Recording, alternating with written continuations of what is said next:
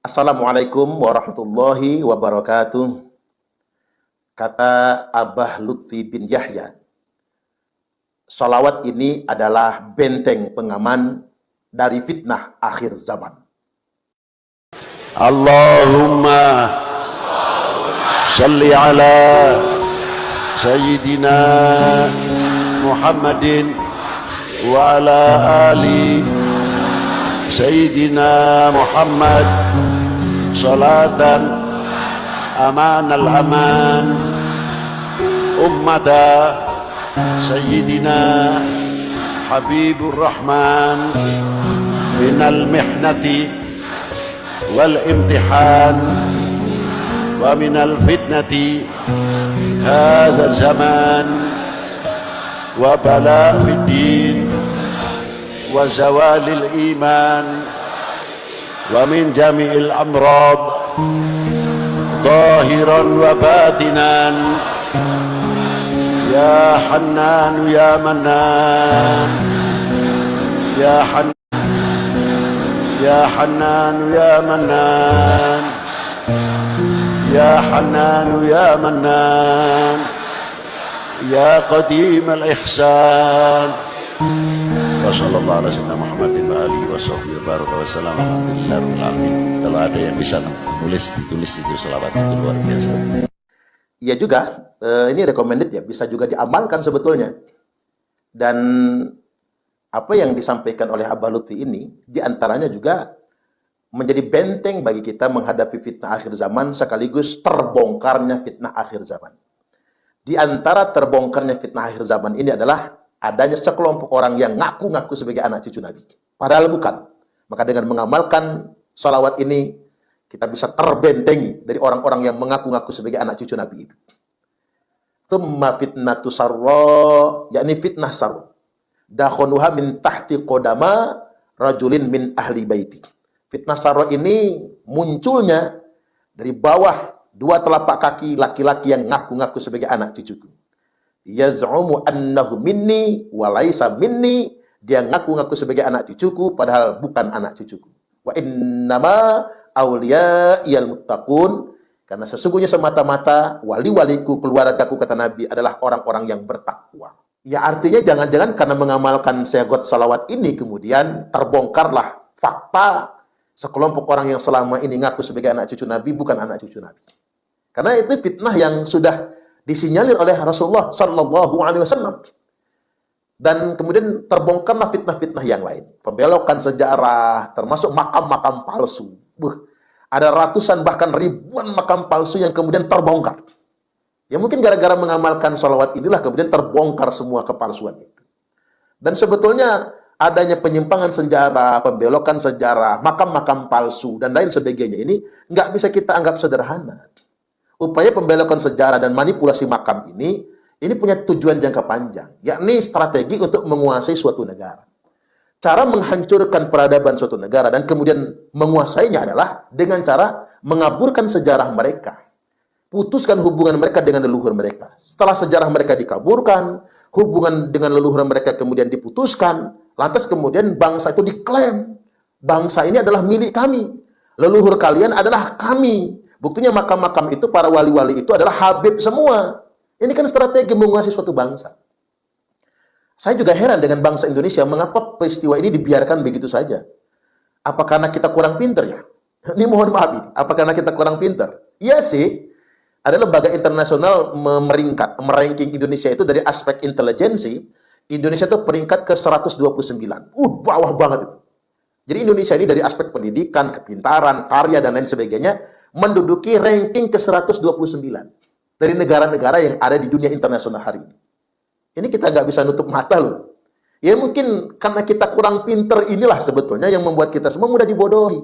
Sejarah kita diklaim, dibiarkan gitu aja. Hubungan kita dengan leluhur kemudian diputus, kita abaikan begitu saja. Orang kemudian membangun makam-makam palsu yang jumlahnya sangat banyak, dibangun secara merata seluruh Indonesia ini. Loh, kita biarkan begitu saja.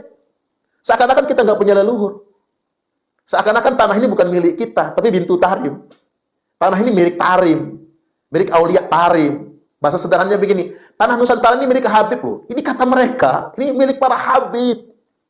Loh, apa tujuan mereka mengklaim Nusantara ini? mengklaim kita semua. Itu tujuannya nggak ada lain, nggak ada bukan. Ini politik dinasti Ba'alwi. Mereka ingin menguasai sejarah kita, menguasai bangsa kita. Mereka ingin kita jadikan bajikan di negara kita ini.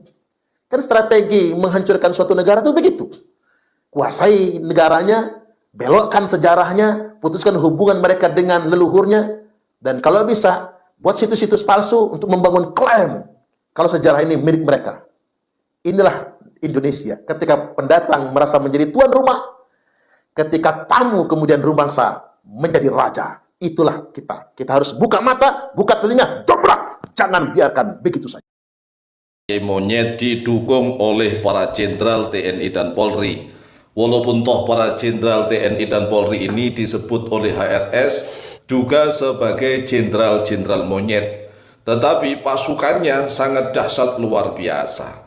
Oleh sebab itulah perang harus dibatalkan.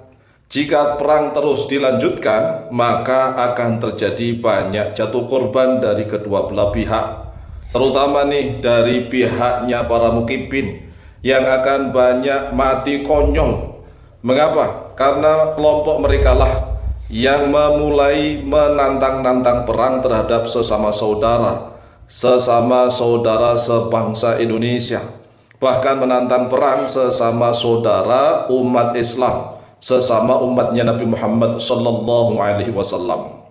Oleh sebab itulah sekali lagi nasihat dari kami Al-Fakir Tua Ma'alim, sebaiknya nih tantangan perang dari HRS dan HBS harus dibatalkan. Sekali lagi, tantangan perang dari Habib Rizik Syihab dan dari Habib Bahar Smith harus dibatalkan, sebab pasukan para kiai monyet didukung penuh oleh para jenderal TNI dan Polri. Meskipun para jenderal tersebut juga disebut oleh HRS sebagai jenderal monyet. Nah, kalau perang ini dilanjutkan, ya di Nusantara itu ada kisah Ramayana dan kisah Mahabharata. Nah, kisah yang melibatkan pasukan-pasukan monyet adalah kisahnya Ramayana dibantu oleh Hanuman dan pasukannya. Hanuman dan pasukannya yaitu pasukan monyet, pasukan kera. Ini mampu memporak-porandakan, menghancurkan dari kerajaannya Rahwana. Nah, kalau nasihat kami tidak didengarkan, tidak diindahkan, tidak digubris agar tantangan perang dari HRS dan HBS dibatalkan, tetapi mereka ngeyel tetap ingin mengajak perang, ya silahkan saja. Anda mau perang silahkan antar sesama bangsa Indonesia. Anda mau perang antar sesama umat Islam, umatnya Nabi Muhammad SAW. Tetapi ingat, mungkin akan terjadi pengulangan kisah yang masyhur di tanah Hindi dan sampai ke Nusantara. Karena Nusantara zaman dahulu juga disebut sebagai Hindi. Oleh sebab itulah tatkala dijajah oleh Belanda disebut Hindia Belanda. Hindia Belanda karena memang Nusantara itu zaman kunonya namanya Hindi. Nah, di dalam klasik cerita klasik ada kisah Ramayana yang mana pasukannya Rama dibantu oleh pasukan-pasukan monyet yang dikomando oleh Hanuman. Pasukan-pasukan monyet ini mampu menghancurkan kesombongan, keserakahan, keangkuhan dari pasukannya Rahwana walaupun toh katanya sangat sakti mandraguna, tetapi nyatanya hancur oleh pasukannya Hanuman dan pasukannya yang terdiri dari para monyet-monyet. Sedangkan HRS di dalam pidatonya menyebut para kiai monyet, kemudian organisasi monyet didukung oleh para jenderal monyet. Ini masih ada videonya di YouTube. Oleh sebab itulah ya sekali lagi nih, jika tantangan perang dari HRS dan HBS tetap dilanjutkan, maka akan jatuh banyak korban yang mati konyol dari kedua belah pihak, terutama dari pihak mukibin. Mukibin ini yang akan banyak korban. Mengapa? Karena dari pihak mereka, para mukibin inilah yang memulai. Siapa yang memulai tantangan perang melawan saudara sendiri sesama bangsa Indonesia, dan bahkan perang melawan saudara sesama umat Islam, sesama umatnya Nabi Muhammad SAW. Mereka itulah yang akan mengalami kekalahan yang dahsyat. Dan kalau perang sesama saudara ini kan gak asik, gak aneh. ya sangat apa ya, sangat menjijikkan begitu. Sangat menjijikkan. Cobalah kalau seandainya yang ditantang perang itu misalnya nih Belanda. Ayo menantang perang Israel misalnya, terserah. Ayo mau menantang perang Israel terserah. Atau zaman dulu tatkala dijajah oleh Belanda, Belanda ditantang-tantang perang. Itu ya wajar. Nah, kalau mereka-mereka ini kalau seandainya hidup pada zaman Belanda, kira-kira mereka ini selantang berani menantang perang kepada Belanda atau tidak? Atau tatkala dijajah oleh Jepang, kira-kira mereka HRS dan HBS ini kalau hidup di masa Jepang, kira-kira mereka akan segarang dan seberani menantang-nantang perang kepada Jepang atau gimana? Ini kan aneh. Aneh, sungguh aneh dan tidak aneh gitu. Aneh tunggu aneh tapi tidak aneh. Karena apa? Anehnya nyata. Aneh tapi nyata. Dan kami Al-Fakir Tamalim selaku bangsa Indonesia, orang Nusantara, dan juga selaku sebagai salah satu umatnya Nabi Muhammad SAW, umat Islam, kami menasihati kepada diri kami sendiri dan kepada saudara-saudara kami sebangsa setanah air dan sesama umat Islam. Tolong batalkan tantangan perang. Sekali lagi, batalkan tantangan perang.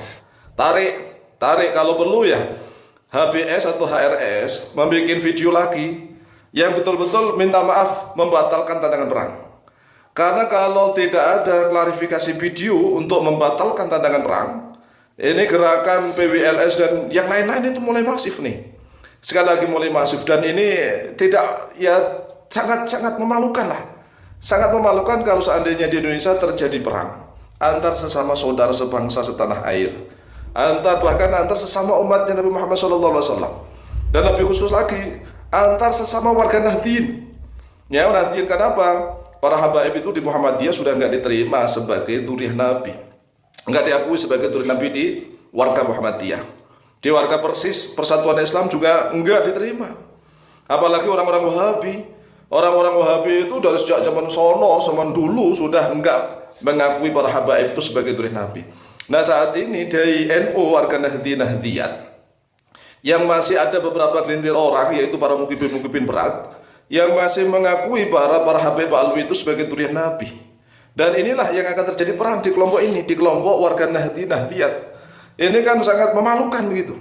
Sangat memalukan. Oleh sebab itulah ya kami Al-Fakir Tamalim sekali lagi mohon tantangan perang dan dari HRS dan HBS ini harus dibatalkan. Buat video klarifikasi membatalkan perang dan minta maaf. Itulah yang terbaik. Jika nasihat kami tidak diindahkan, maka